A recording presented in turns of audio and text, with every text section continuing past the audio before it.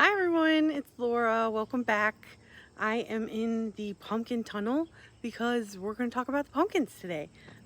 There's a lot of stuff going on, so let's just turn the camera around and I'll show you all the different issues that I'm having and how I plan on addressing them. So if you haven't grown pumpkins before, they can be deceivingly easy when you start, because your first year you might just have like a volunteer. Maybe you threw the pumpkin out in the yard last year and this year you have surprise pumpkin plants. Well, that can be deceiving because as the season goes on, you're gonna start dealing with some pest issues and some powdery mildew, most likely, is something that hits a lot of pumpkin plants. And also, as the years go by, I found that things just get worse. Like, honestly, the first year was not so bad. The second year, I noticed more pests. And then the third year, even more. I treat everything organically, so I don't use any pesticides or anything. I just kill them by hand, the bad guys. But let's just talk about some of the things that are affecting the plants right now. So it's the end of July. This end of the pumpkin tunnel, I'll just say, does not get as much sun as the other end. And you can see there's like way more growth on that end. So these ones here are already starting to get powdery mildew. And we had about 3 straight days of rain, which is really not good for this situation because it grows worse in moist conditions, right? So that's what these white spots are. And it's just a fungal disease. Mostly it's aesthetic, but it spreads rapidly. So usually I just trim these off as they start showing signs just to slow the spread. This year I did order some copper fungicide. I'm waiting for that to come. It's an organic product, but I just want to check it before I spray it on there and make sure that it is okay for everyone to have. So that's how I plan on addressing this. Now the other problem is I have squash vine borers, which are a bug that affects squash plants. And these are the telltale signs. You can see how this stem is kind of split, and you can see what sort of looks like sawdust. That is when they eat the plant and they kind of leave that behind, okay? So that's a telltale sign of squash vine borer. Now, these are starting, this one here and a few of the other ones are starting to heal up because I did treat these. So I will show you guys the product that I'm using and how to use it right now. So this is the stuff that I'm using. It looks scary because it says caterpillar killer. I don't want to do that. But that's like if you spray it on, right? This is going to be actually injected into the vine. So that's why I'm okay with using it, because I know it's not going to affect anybody on the outside. It's just gonna kill the squash vine borer that is inside the pumpkin plant. So what you do is you mix this stuff up. It's called BT. You have to dilute it first, and I did have trouble finding out like exactly how much to dilute it. I watched a few videos and no one was exactly clear. So I just put a little bit with some water. I'll show you what it looks like. But then you use an actual syringe, like for, you know, injecting human beings and animals and stuff. And you inject your vine with it above where you see the damage. So this one was starting at the base, so you would inject it every few inches in hopes of killing that guy on the inside. But the life cycle of the squash vine borer is only like about 7 days. So you have to repeat the process like every week in order to make sure that they're not getting worse. Or I mean, sometimes people say it just doesn't work at all. And actually this one does not look good. I'm gonna try again, but this one's not looking good. Yikes, bikes. Okay, so I've got just a little bit of water, probably like 3 ounces or so.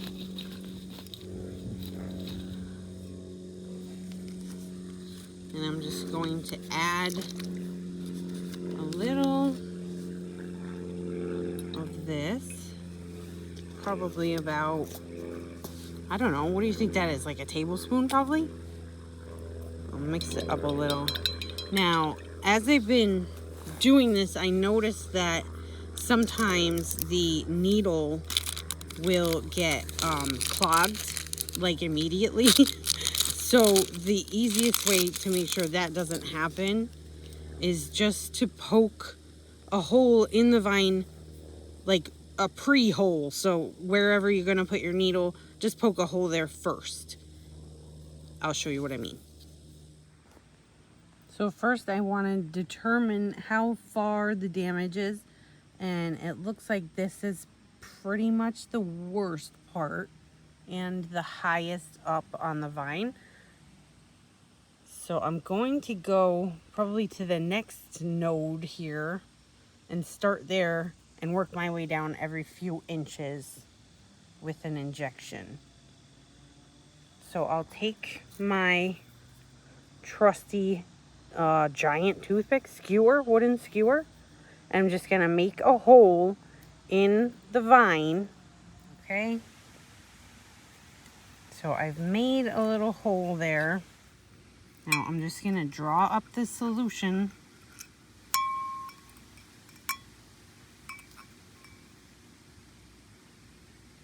All right, find my hole, which is right here. Be careful not to go all the way through the plant, or else it's just going to come out the other side. And I'm just slowly injecting it. Now, you can see it dripping. It's because this is kind of already split. Because the damage is pretty bad on this one. I'm not sure I'm going to be able to save this one. This just to give you an example of how to do it. So you would just repeat that every 3 inches or so, all the way down and all the way up to this one. I think that's as far as I'm going to go for now. Like I said, I'm not that confident in this one. It's pretty bad off, but if it heals up, it'll start looking more dried out like that. So that's a good sign. And then we'll just repeat it every week to keep the cycle terminated. Now, the other pest that I deal with most are the cucumber beetles. I will insert a clip of them. They are like a yellow and black striped beetle. So when the blossoms open, these little cucumber beetles, they're easier to find because they tend to be inside of them. Now, normally I just stick my tweezers in there and squish them all, but there's a couple bees in there right now. So I'm going to give them a chance to finish up. Maybe when they move along, I'll get on to killing these guys. Look at that little bee, he's so cute. They reproduce very quickly, and you can often find them inside of the flowers first thing in the morning or in the evening. That's the best time to check for pests. And those I just squish. And then the other thing you're always checking for is eggs. On the underside of your leaves is where most of the bugs will lay eggs. And I will say that the pumpkin tunnel, the whole idea of it was to kind of cut down on the issues. I find that when I have the squash plants or pumpkin plants elevated off the ground, it cuts down on the bug issues at least 50%, if not 75 or more. So that is the number one reason why I like to grow them vertically. But obviously you can't do that with all pumpkins because they're just too big, which is why I have the pumpkin patch for the larger varieties. And this patch is getting kind of out of control right now. It's growing super duper fast, and I do go in there twice a day to check for bugs and to also kind of trim off any excess vines, things like that, leaves that aren't looking so good. But I'm thinking that I might need to take the fence down. It's not really serving much of a purpose anyway. I had put it up for the groundhogs because they like to eat the young shoots of pumpkin plants, but these are pretty far along now, and they're pretty spiky and able to defend against the groundhogs. And honestly, if they want to eat a couple leaves, I don't think I'll mind because we have a lot. So I'm thinking I might take the netting down, let them kind of ramble into the grass a little bit more. What do you think? As far as what's going right with the pumpkins, I do have a few on. I have some watermelons actually. These are little babies, but they will get to be kind of like a baby watermelon size, so like 6 to 8 pounds. Very cute, right? They're looking really good. And then I do have a pumpkin up here, and I've just used some pantyhose to support it a little bit, to take some of the weight off of the stem and off of the metal so it doesn't make a dent in the pumpkin. And then you can see there are several more on the way. Now this one, I have had quite a few females give up on life, so this one is iffy, but this is what they look like before they become a pumpkin. This is a female, you can tell because it looks like a little pumpkin at the bottom. Males do not have that. I'll show you what I mean. Here's a male flower that's open right here. And you can see there is no ball, no pumpkin at the base of that flower. So it's just a male. But you need those two in order to pollinate the females. But that's the bee's job.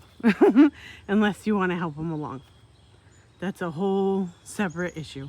Here's one. Right there, it looks like it got pollinated yesterday. So that should become a pumpkin. That's exciting. And then these ones here, I think they might be the birdhouse gourds. I planted birdhouse gourd seeds. You guys know I didn't mark any of where I planted anything, so everything's all mixed up. But I noticed yesterday, I'll see if I can find it here, that the flower, like the female flower, had a really funny shape. Hang on. There, can you see how it's got like 2 balls instead of just one below the flower? I think these are birdhouse gourds. We'll see when they get a little bit further along. These ones have white flowers instead of orange, so they're different. And also the leaves are really soft and fuzzy instead of spiky like the pumpkin plants. This is a really pretty vine. I like it a lot. This is currently the only one that's in this bed, but she's looking really good. She got a nice spot here. So I recently joined a couple Facebook pages about pumpkin growing. there's so much that I don't know. That's what I found out. There's so much that I don't know about growing pumpkins. And I've been growing them for 4 or 5 years now. And every year you learn more, but there's still just so much to learn. It's a lot. It's a lot to learn. So I am definitely no expert, but we try. Now this area here is getting a little bit crowded, as you can see. I've done my best to kind of control how they're going. But at some point they just start growing too fast and it's really hard to control it anymore. I am going to get up here on the ladder and try to prune some of this out, just to make it have some better airflow, because I don't want them to get powdery mildew. And so far we're doing all right in this section as far as powdery mildew goes. So let's keep it that way. All right, that was a little all over the place, I know, and I apologize. Like I said, at some point, the pests and the mildew problems and the out of control vining, it all just kind of gets to be too much, and we're getting to that point. We have a couple weeks left before it gets totally out of control. But for now, twice a day, I'm checking, I'm killing the bugs. I'm treating the problems whenever I can for a couple more weeks, and then it's probably going to be to the point where it just takes over so much that there's just not much you can do. So this was not meant to discourage anyone from pumpkin growing. It's just to kind of show you all the things that you might deal with, because it's a lot. It really can be a lot. So good luck. It's super rewarding though, because when you have your own pumpkin, plus pumpkins are so expensive, and around that time of year, it's like, I don't want to spend $60 at the pumpkin patch when I could spend, you know, $300 growing them myself, right? So thank you all for joining me. I super appreciate everyone new that came over because of my video on Janie's channel. I was so excited to get featured on there. All of the gardens are so beautiful. I love seeing everyone's gardens. I hope you guys are tuning into her as well on Dig, Plant, Water, Repeat, because she's the best. And I will see you guys in the next video. Bye!